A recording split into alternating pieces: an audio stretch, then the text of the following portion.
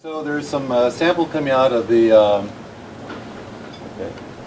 this is the potato with shrimp, potato noodles with shrimp. You can sample that. I'll get it back to you. Well, let's see, I guess I can put a piece of sugar here. Pass around to look at it. So this is the shrimp, perhaps a little bit more of the pasta, but this happens to have a lot of shrimp in it right now. Oh, another very interesting. Oh, I was calling to see if they had any questions so far. So in this application, this is just a small bite size, but this would be normally a full entree portion. But for purposes of sampling, we're doing a bite-sized version here. One thing that's important too with the potato strings is that you always want to season with a little bit of salt coming out of the oil. So again, the version could be here a nice knot on top like a bow with the strings. Makes quite a nice look, and there's a picture there in the brochure with that. Yes. Yeah. And so in this case, I've wrapped the tenderloin in the strings, and then a little bit of the fried potato strings on top. And another application that's quite interesting is we make a potato candy. So I take the either the Amarosas. I'm sorry, the purple place, or the Amarosas, which end are in. Now in this application you want one that's going to be on the mealier side, so the purple place is the mealier one, but the Amarosa I think is enough to work well.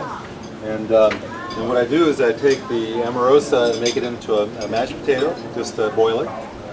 You can boil it with the, one thing about the Amarosas and the purple place, you want to boil these skin on. The skin on because you're going to retain color. Once you cut the Amarosas and the purple place and you boil them back to terms, they will lose some of their color. So what I've done here with the purple police, so we make a mashed potato, just a nice dry fluffy mashed potato, and then you add again powdered sugar, a little bit of butter, a little bit of vanilla to it, and just whip it very good until it's dough-like, and you can form it into a candy, and it's quite sweet. We may do a sample of this later on, but for right now we're not going to do a sample. But if anybody would like to come up after the fact and try this, no problem. Anything up here we can try also. The other varieties that actually won't be demonstrating today, but we have a tabbouleh type salad. Actually, the reason I mention it now is because we'll be having it at the reception later on, so there's an event for that.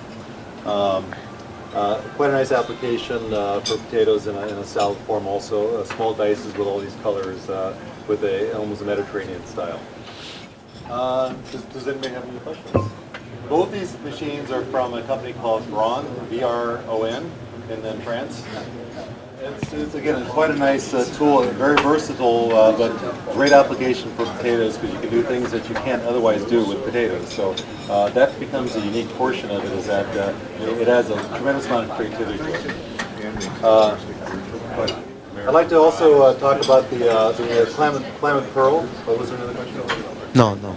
I'd like to also talk about the Klamath Pearl.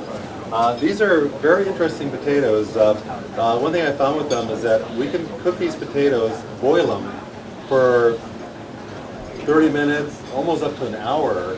These stay very intact. They don't swell, the skins don't break, they stay very, very nicely.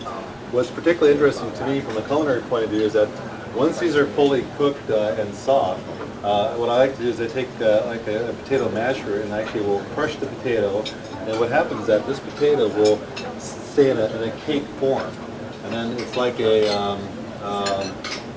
like cookie dough in the sense that you crush it and it splits the skin, and then you can saute that as a potato cake, but it just stays intact. It's one of the few potatoes that I've seen you can do that with. Most of the varieties you can't do that with, so it's something that's very unique about this Klamath Pearl.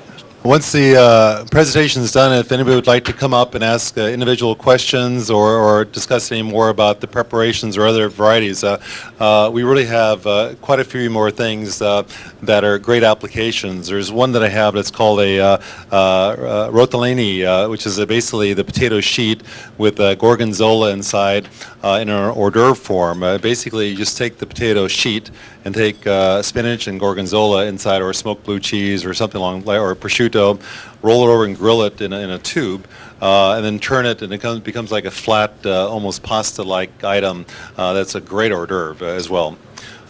We're just about out of time for this part of the presentation. I'd like to introduce Damien Christian. Damien Christian has been assisting in the back, doing the sampling and the presentations coming out from the kitchen. So I'd like to thank Damien. I'd like to thank everybody for attending the seminar, and again, I can certainly be here for any questions after the presentation to discuss any more items or any possibilities, because there's so many things we can do, and in a sense, I had perhaps too many items. I had like 20 more things that we could possibly do, but with time and with everybody's busy schedules, I don't want to keep everybody any longer.